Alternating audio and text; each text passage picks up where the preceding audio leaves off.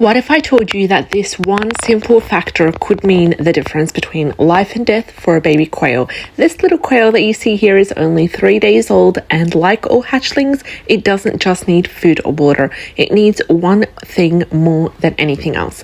And that is simply consistent warmth. Now, without the right temperature, even the healthiest hatchling can fade really fast. Their tiny bodies can't hold heat. They rely on warmth to digest, to grow, and to survive. I used to think a lamp was enough, but it wasn't until I added a proper brooder heater, mimicking the warmth of a mother quail, that I started to notice the difference. I started to notice calmer chicks, better feeding, faster feather growth. All this was a total game changer for me, especially after losing multiple quails day after day. So here is the game changer. Don't just give them light, give them safe, radiant heat. Keep it stable and always check for drafts or cold spots in the brooder. A warm chick is always a healthy chick, and this tiny detail, it could save your baby chick. So the most important thing that it needs is temperature, and we're talking about anything around 35 Celsius, which is 95 Fahrenheit. During the first week, you can go ahead and use a heat lamp or a brooder heater with a thermometer in order to maintain it. Now the thing is, I want you to go ahead and avoid overheating as much as you can, because chicks should be able to move away if they are too hot. And the signs to look out for, 3 signs to look out for if they are being too cold. As in they are huddled, they're chirping loudly, and they're piling up. Here are the signs to look out for if they are too hot. If they're panting, if they're spreading out far from the heat source, that means that they are too hot. Let's also talk about another thing that they need, which is safe, clean brooder setup. So you can go ahead and use a non-slip surface like a paper towel or a rubber shelf liner. This really helps to prevent leg injuries like splayed legs. Another thing is brooder sides should always be high enough to prevent escape, but also be able to allow airflow.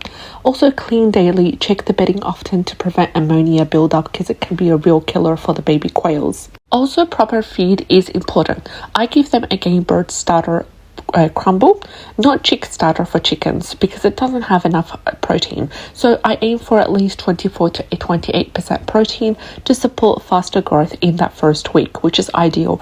Also offer food in a shallow dish or on a paper towel first. They'll come in and they'll take it. Another thing is clean water with safety measures. So use a shallow water to prevent drowning, and they do drown quite easily. You can add in marbles or small stones in that dish to really help them from falling in, and also refresh the water at least twice daily, because they often can poop in it by accident. Also, they need quiet, low stress environment. This is super important, and I can't stress this more enough. So always keep them away as far as possible from loud noises, from sudden light changes, from predators, even curious pets. Also avoid overcrowding, because they need room to move, and they need to be able to stay safe as well. So can you hold a 3-day-old baby quail like you see here? Absolutely, but with extreme care and limits. So wash your hands before and after in order to avoid spreading bacteria. Sit down and then keep your hands low to avoid accidental drops. And cup your hands gently, keep your fingers around their body to offer them support, and keep holding sessions very short. So I'm talking about anywhere between a minute or 2 at a time. If the chick is peeping loudly, if they're struggling, if they're showing any signs of stress, just gently return it to its place. So why holding the quail really does matter in moderation. It really helps them because it helps them with 3 main things.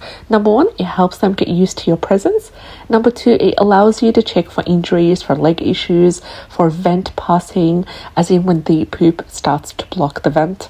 Also, it helps to build trust for future handling, but over handling here too early can weaken them and can stress them out. So here are 3 times that I want you to avoid holding them. Avoid holding them if the chick is weak, if it's cold, or if it hasn't eaten yet. Avoid holding them if your hands are cold.